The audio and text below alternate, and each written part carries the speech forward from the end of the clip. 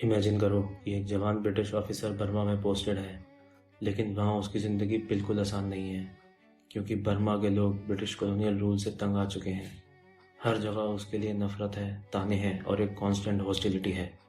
एक दिन एक हाथी अचानक पागल हो जाता है और पूरे इलाके में तबाही मचाने लगता है।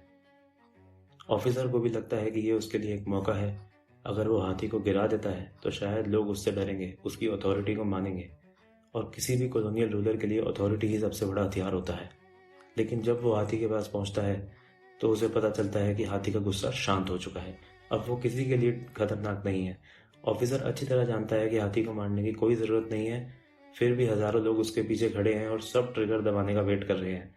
उस प्रेशर के सामने वो झुक जाता है और हाथी को गोली मार देता है। बाद में जॉर्ज ऑरवेल खुद मानता है कि उसने हाथी को इसलिए नहीं मारा क्योंकि वो ज़रूरी था, बल्कि सिर्फ इसलिए मारा क्योंकि वो उन लोगों के सामने कमज़ोर नहीं दिखना चाहता था। यही इस ऐसे का सबसे पावरफुल मैसेज है। कॉलोनियलिज्म सिर्फ कॉलोनाइज्ड लोगों को ही नहीं, बल्कि कॉलोनाइजर्स को भी डिह्यूमनाइज कर देता है।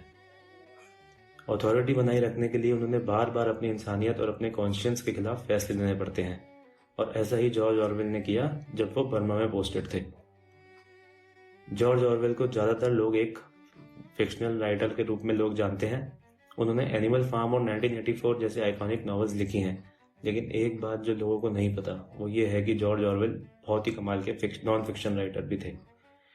अभी जो मैंने कहानी सुनाई वो एक फेमस एसेस में से एक है, शूटिंग एन एलिफेंट, उसकी है। मैंने उनके एसेस का एक कलेक्शन पढ़ा और उसमें मुझे कई ऐसे एसेस मिले जो कि बहुत रेलेवेंट है आज की डेट में भी। उनमें से कुछ की मैं बात करूंगा।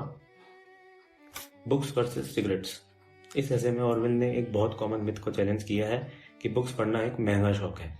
इस पॉइंट को समझाने के लिए वो बुक्स की कॉस्ट को सिगरेट्स के खर्चे से कंपेयर करते हैं। उनका कहना है कि हमें बुक्स महंगी इसलिए लगती हैं क्योंकि उनके लिए एक साथ पैसे देने पड़ते हैं, लेकिन एक अच्छी किताब आपको कई दिन, कभी कभी कई हफ्तों तक एंजॉयमेंट और नए आइडियाज देती रहती है। दूसरी तरफ सिगरेट्स की कॉस्ट तो छोटी है, लेकिन उसका मजा सिर्फ कुछ ही मिनटों का है। ऑरवेल का मकसद सिगरेट्स को विलेनाइज करना नहीं था। वो सिर्फ ये दिखाना चाहते थे कि हम बिना बात के छोटे मोटे खर्चे करते रहते हैं, लेकिन जब बुक्स खरीदने की बात आती है तो वो हमको महंगी लगने लगती है। How the poor die. Orwell ने एक ऐसे लिखा अपने एक्सपीरियंस पे जब वो निमोनिया से पीड़ित थे और पेरिस के एक पब्लिक हॉस्पिटल में भर्ती हुए। इस ऐसे में वो लिखते हैं कि वही लिखते हैं जो उन्होंने अपनी आंखों से देखा। उनका ऑब्जर्वेशन था कि गरीब पेशेंट्स के साथ अक्सर बेसिक डिग्निटी से भी पेश नहीं आया जाता था। अगर गलती से भी कोई थोड़ा अमीर पेशेंट आ जाता था तो उसके लिए सारे रूल्स, फॉर्मेलिटीज और केयर का स्टैंडर्ड अचानक बढ़िया हो जाता था। लेकिन रोज आने वाले गरीब पेशेंट्स के लिए इंसानियत भी जैसे लग्जरी बन गई थी। सबसे इंटरेस्टिंग बात यह है कि ऑरवेल इसके लिए डॉक्टर्स या हेल्थ केयर वर्कर्स को विलेनाइज नहीं करते। उनका मानना था कि प्रॉब्लम इंडिविजुअल्स में नहीं बल्कि सिस्टम में थी। हॉस्पिटल ओवरबर्डन था, पेशेंट्स बहुत ज़्यादा थे और डॉक्टर्स और रिसोर्सेज बहुत कम थे। ऐसे के एंड तक ऑरवेल एक बहुत कम अनकंफर्टेबल सच सामने रखते हैं कि गरीबी और बीमारी का कॉम्बिनेशन सिर्फ शरीर को ही नहीं, इंसान की डिग्निटी को भी तोड़ देता है। एक अमीर आदमी भी बीमार पड़ता है, लेकिन कम से कम उसके साथ इज्जत से पेश आया जाता है। गरीब के लिए तो जैसे बीमार पड़ना भी एक और सजा बन जाता है। The spike. जॉर्ज ऑरवेल ने अपनी जिंदगी में कुछ रातें ब्रिटेन के उन शेल्टर होम्स में गुजारी थी जहां पे बेरोजगार और बेघर लोगों को रखा जाता था। इन इंस्टीट्यूशंस में रहने के बदले उनसे छोटे मोटे मेहनत वाले काम करवाए जाते थे और फिर उनको खाना और रहने की जगह, सोने की जगह दी जाती थी। इन शेल्टर होम्स को उस समय स्पाइक कहा जाता था। ऑरवेल लिखते हैं कि स्पाइक के अंदर इंसान की इंडिविजुअलिटी की कोई कीमत नहीं थी। छोटे से कमरे में 10-10 लोगों को एक साथ ठूस दिया जाता था। खाना इतना बेकार और बेस्वाद होता था, बस किसी तरह से पेट भर जाए। लेकिन ऑरवेल की सबसे बड़ी क्रिटिसिज्म सिर्फ खाने या रहने की कंडीशंस की नहीं थी। उनका कहना था कि ये सोशल इंस्टीट्यूशंस अपने असली पर्पस में ही फेल हो चुके हैं। जिन लोगों का काम गरीबों को संभालना और उन्हें गरीबी से बाहर निकालना था, वही उन्हें तुच्छ समझने लगते थे।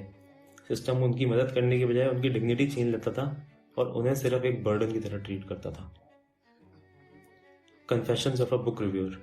ऑरवेल अपने ऐसे में बुक रिव्यूअर्स की जिंदगी का एक ऐसा पहलू दिखाते हैं जो बाहर से नजर नहीं आता। बहुत लोगों को लगता है कि बहुत ज्यादा ग्लैमरस प्रोफेशन होगा ये, लेकिन हकीकत बिल्कुल अलग है। बुक रिव्यूअर के पास अक्सर सख्त गाइडलाइंस होती हैं, सख्त डेडलाइंस होती हैं। नई किताब आते ही उसे जल्द से जल्द पढ़ के रिव्यू करना होता है। इस प्रोसेस में पढ़ने का असली मजा खत्म हो जाता है। किताबें धीरे धीरे शौक नहीं बल्कि एक बोझ लगने लगती हैं। ऑरवेल कहते हैं कि किताबों को सिर्फ एक प्रोडक्ट की तरह मत देखिए और रिव्यूअर्स की रेटिंग्स को भी आखिरी सच मत समझिए। आखिर में पढ़ने का एक्सपीरियंस बहुत पर्सनल होता है।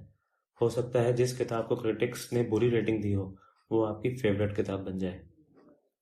Thanks for watching and subscribe for more such content ahead.